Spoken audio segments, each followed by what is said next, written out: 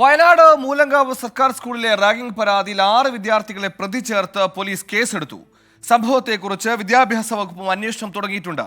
10ാം class വിദ്യാർത്ഥിയെ ശബരിനാഥിന് നേരെയുണ്ടായ ആക്രമണത്തെക്കുറിച്ചുള്ള വാർത്ത 24 ആണ് പുറത്തുകൊണ്ടുവന്നത്.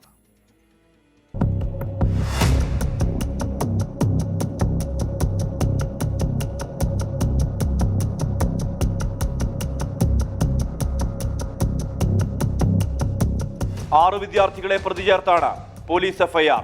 അസഭ്യം പറയൽ, മർദ്ദനം, ആയുധം ഉപയോഗിച്ച് പരിക്കേൽപ്പിക്കൽ തുടങ്ങിയ വകുപ്പുകൾ ചുമത്തി. കഴിഞ്ഞ ദിവസം കൽപ്പറ്റയിലെ സ്വകാര്യ ആശുപത്രിയിലെത്തിയ പോലീസ് സംഘം ശബരിനാഥന്റെ മൊഴി രേഖപ്പെടുത്തിയിരുന്നു.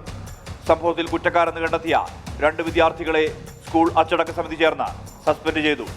കൂടുതൽ വിദ്യാർത്ഥികൾ കുറ്റകൃത്യത്തിൽ ഉൾപ്പെട്ടിട്ടുണ്ടോ എന്ന് പരിശോധിക്കാൻ 7-അംഗ സമിതിക്കും രൂപം നൽകിയിട്ടുണ്ട്.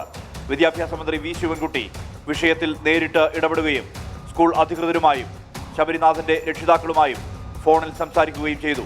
വിദ്യാഭ്യാസ വകുപ്പ് അഡീഷണൽ ഡയറക്ടറോട് അന്വേഷണം നടത്താനാണ് മന്ത്രി നിർദ്ദേശം നൽകിയത്. വെള്ളിയാഴ്ച ഉച്ചയ്ക്കാണ് ശബരിനാഥനെ സ്കൂളിൽ തന്നെയുള്ള വിദ്യാർത്ഥികൾ ആക്രമിച്ചത്. മുഖത്തും നെഞ്ചിലുമടക്കം കത്രിക ഉപയോഗിച്ച് പരിക്കേൽപ്പിച്ചിരുന്നു. കൽപ്പറ്റയിലെ സ്വകാര്യ ആശുപത്രിയിൽ ചികിത്സയിൽ തുടരുകയാണ് ശബരിനാഥൻ.